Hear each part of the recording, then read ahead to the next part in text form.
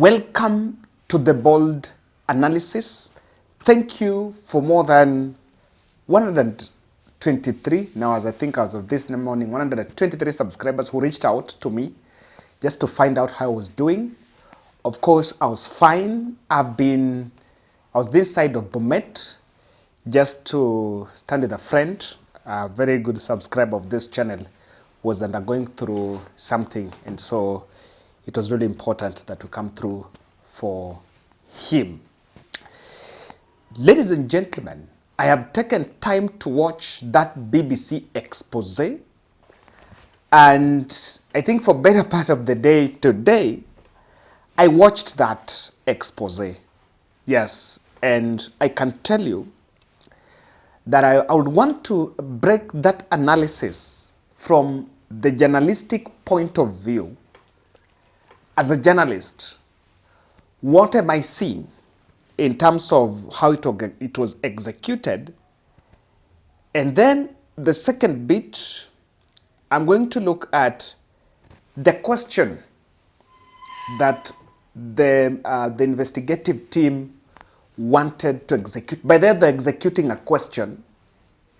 And we look at the 5 critical sins why I believe that someone should be a candidate for ICC, that ICC needed to rein in. It is very important. Kindly subscribe to our channel, click the notification bell and like our videos, and thank you very much for your support. First, I want to remind you that this expose came at a time the country is preparing for the second finance bill. And there is no doubt that people are trying to pull through and see how it is. And I made some observations on the journalistic point of view. Throughout the expose, there are 3 sources. In that expose, there are 3 sources that are in your story. 3 sources of that story. Number 1 is that Alan Odemba. And I really congratulate that man for the boldness. He's actually a citizen journalist. Not citizen, but he's a freelancer. And then Hanifa and Boniface Mwangi. Hanifa and Boniface Mwangi were ordinarily the face of Gen Z in that protest. Now, from that point, I would want to point out that Morara Kebasu, Kasmuel Makore, Kimunzi, and all those activists who, after the protest, moved on the side of government were not given airtime. They have not covered, they did not appear anywhere. And that tells you that the reporter was very keen on executing it so that it is concentrated on achieving the objective. By the way, I've even seen Isaac Mwaura arguing that President Ruto has not been given fair time there. That is, ameongea kidogo. And apart from saying that police is innocent and the Gen Z protest was infiltrated by criminals, what else does the president say? And that was captured there. So I don't understand that part of the fairness.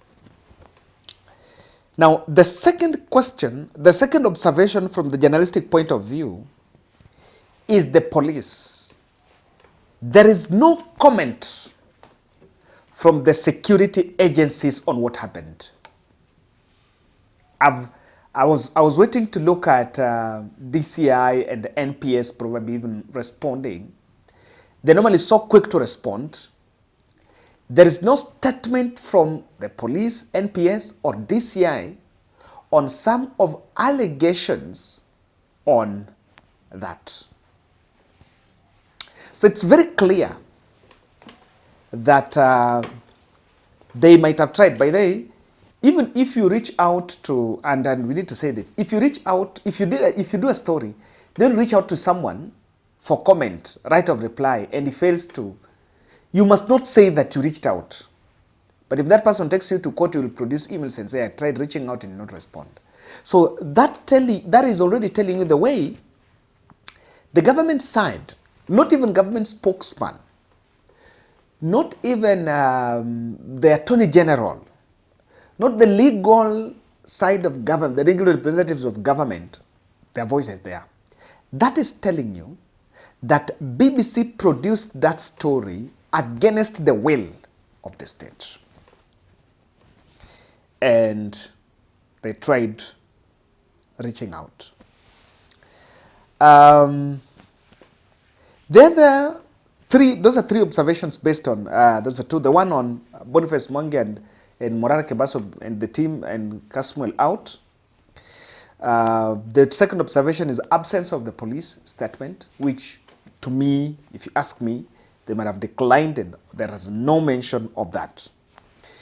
The other bit then I realize is the analysis on the 5,000 footages and photos was largely supported by AI. Yes, if you watch what they're using to zoom and narrow down to it, it was largely supported by AI. And of course, you need to congratulate them for that work. That story, someone asked me, Kevin, do you think our media can do that? And my answer is they cannot. Not because they don't have the capacity, but because you'll be harassed. The BBC framed it. The second bit of it is, they framed it is, was there any reason to spill blood of the Gen Zs? Was there any reason? And in their attempt to find out, they're trying to mirror it clearly. And at the end of this analysis, we will find out, was there any reason? But before that, you'll realize the second bit of it is about, there is an observation about the scene, and I've brought it out clearly. A scene where MPs are debating about the bill in Parliament, and the Gen Zs, the number is bulging in town.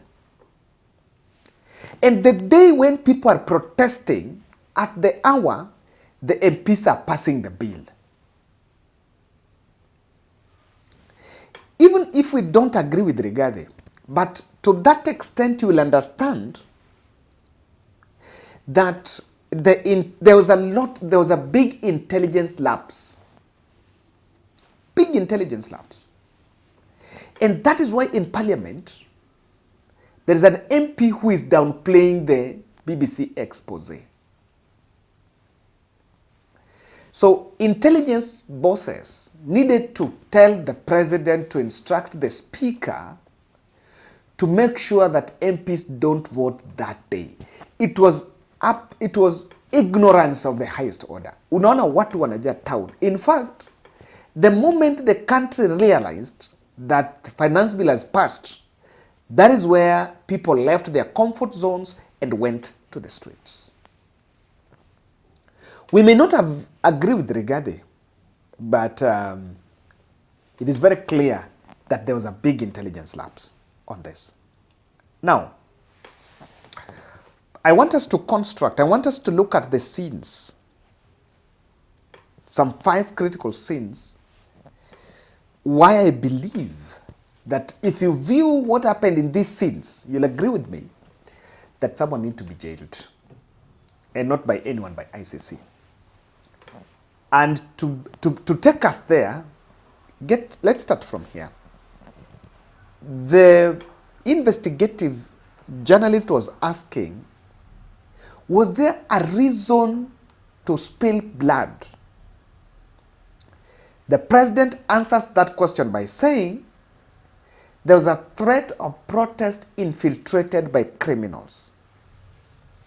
But then I want us to look at those 5 scenes and find out, is what is the correlation, the nature of shooting? Were they really criminal elements? Let's look at the 5 scenes. The 5, and I've picked this ones because they are a bit the same. The first one is Parliament Road, just outside the Parliament gate. This is the time people that are in the Parliament Road and they're at the gate, the police is rebelling them and they're taking the opposite direction. But the police is charging, and someone in the crowd, and I think if you watch that, you need someone is saying the crowd, the gentleman that was screened, that came out, that they did this gentleman, I think this one, they brought up his image there, and they said he is the one saying "Wah wah." This was Parliament Road. At this moment, according to that expose, they are saying the police were shooting in the crowd. Well, the crowd is moving away from Parliament. And in that expose, they've also narrowed down to one police officer who was at some special force or someone. So you wonder, and from that scene you wonder, why would a police shoot in the crowd? The police shoot in the crowd. I was talking to a security expert from Ghana who is a very good subscriber of this channel, and he told me the reason why they were shooting in the crowd is because someone will say some mistaken identity. Yes. Of course, it's obvious reasons also to scare. When you see someone falling because it's been shot, you will probably move, and you instill the fear. And they wanted for others in the crowd to see their fellows, some of the protesters falling down. And to that extent, you can really say that there was someone just going to kill. They have tear gas and other things, and they even have rubber bullets. That is the scene number 1. So you'll understand that that operating commander, that commander in the background, is actually commanding them to be shot. The second scene is this one. This is a famous video. This is protesters have gained entry in Parliament.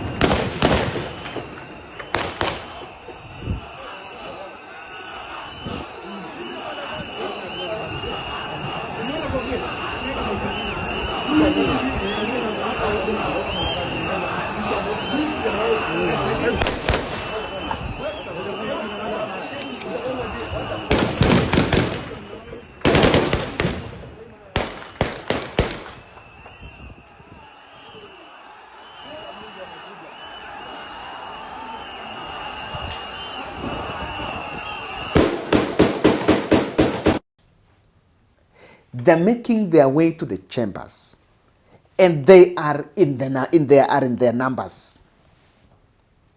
So while they're moving to Parliament, and already washaingia, another shooting in the crowd. So I'm not an expert, but someone should tell me, ni polisi, hii crowd ni wengi, wanakuja wanaelekea Parliament, you're there 3 of you. Even if you shoot there, unaweza waua wote? You cannot. You cannot. And this was another scary scene. You will also realize at that moment the shooting is going kwa crowd. There is the other scene when protesters have breached and have gotten inside parliament. They've just eaten food and demolished, wameharibu vitu hapo. And then they realized there was danger, we could be killed. They were in parliament for 5 minutes, according to an average of 5 minutes, according to that report. Now, while they were leaving the chambers, scene number 3, again, the police were shooting them in the crowd. Sasa wanatoka. They're now leaving parliament. Again, another aimless shooting, pushing them out.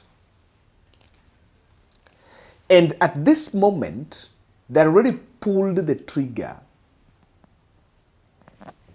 And that is where they killed the chain, some gentleman. They said his name there. He was shot. So did the killing. It was scary, and they needed, and they did it. It was being done in a manner to scare. But was it necessary? Because already walikuwa wameshatoka chambers, from the chamber. Scene number 5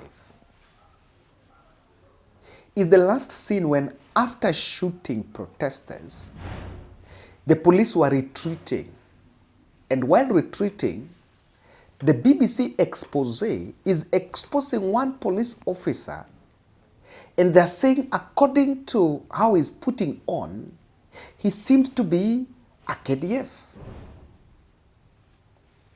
And that begged the question.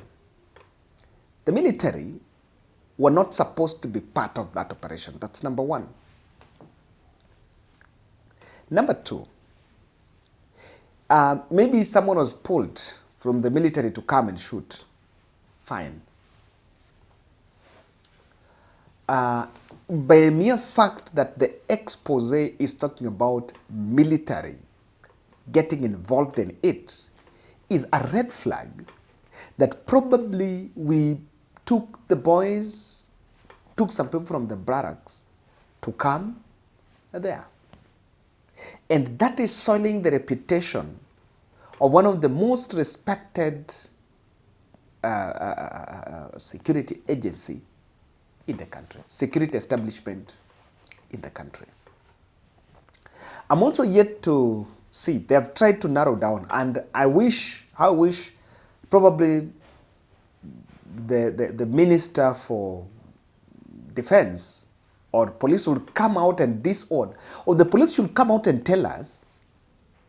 BBC is saying waki zoom in is from military. The police are not denying. They are not denying. And let me tell you, one of the things why they've been brought, why that expose has pushed them in a corner, is because the government has been defending the security agencies. But that expose is putting the security agencies in the limelight. That you guys, you messed with that. You messed with the protesters. It will be a big blunder. And again, if someone would think of bringing military, then who is the commander-in-chief? How can that decision be made? Can that decision be made by IG? No. Should that decision be made by the president? Probably yes. So something is amiss around that. The KDF involvement is a show of how the state misused the security agencies. The last scene, I was broken, and this is late David Chege, graveside. The mother seated, the mother standing just some few minutes after the burial. And he was asked to tell the country something about what had happened. And she said, I have nothing to say. That one hit me. Hiyo ilinigonga. We have to be honest. That one hit me hard. And that scene is, I've put it that scene why someone should go to jail and someone should be held responsible. It actually symbolizes the helplessness of the people. He's saying, kuna kitu naweza fanya, kuna kitu naweza sema. It symbolizes how the people are going through something. They went through the ordeal, but at the end of the day, they are helpless. They cannot solve it. And number two, the second observation from that video is the fact that she's also saying, of course, anasema, I don't know what to say, but that is the mother. So when someone want to downplay, and I heard that reckless member of parliament talking about people have died, and it's normal to them, it devastated families. There are families who lost their breadwinner. Personally, during the COVID, I helped two. The girl from Nakuru who dislocated her hip joint, and Evans Kiratu, who was killed and was in Kiambu. The firstborn of that, I remember the mother was called Elizabeth. And I even attended the burial and felt how families were devastated by those killings. And truly so, the country cannot afford to turn its back on the souls of the children who lost their lives. So there is a question that someone has asked, people have been, and I have more than 4 years, people have been asking me, Kevin, what do you think about achievement BBC expose? I've had the government spokesman calling for fairness. I don't know what fairness. They've said they never killed the children. They've said they killed the criminals. So I don't know which kind of fairness they wanted. The BBC, I've seen Mutahi Ngunyi running another one, saying, these people, BBC is owned by Britain, is funded by Britain, so they're unhappy about the Nanyuki, blah, blah. Be it as it may, the Gen Z protest happened and service and justice has never been served. So it's also an accountability call, and it's reminding the country that you are getting to another round of finance bill. This is what happened last year. And I agree with those who say that video should be replayed days to general election. This is my interpretation of those 5 scenes from that expose.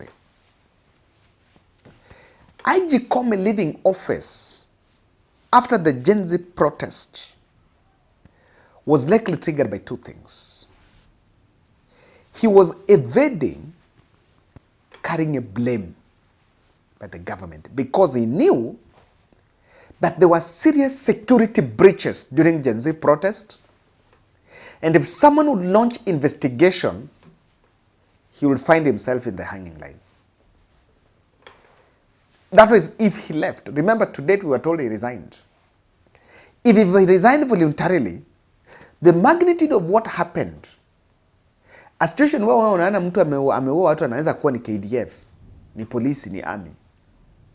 Then, because they're saying themselves, the BBC saying they asked within the military ranks, and they were some military fellows confirmed that the person who shot that gentleman they showed is from the KDF. So that, or number 2, he was probably also kicked out as part of grand cover-up scheme. Those 2 probabilities are there. Number 2, The criminal elements narrative by the president and his cabal was a narrative to beat justice. To beat justice. No single people were killed in their numbers. But that video, I've not shown any police officer jailed or being prosecuted by the state on those ills. And according to them, everything was fine. This is the man. Well, this happened. The president is attending events and praying for the bishops in State House and any other person that visits him, and praying before cabinet. And Kenyans look at that and see, oh, this is the Messiah. The other third aspect is this. The country must consider punishing perpetrators of the last killings. And while the youth were killed, families were devastated, and call for justice, the clarion call for justice, should not be let go.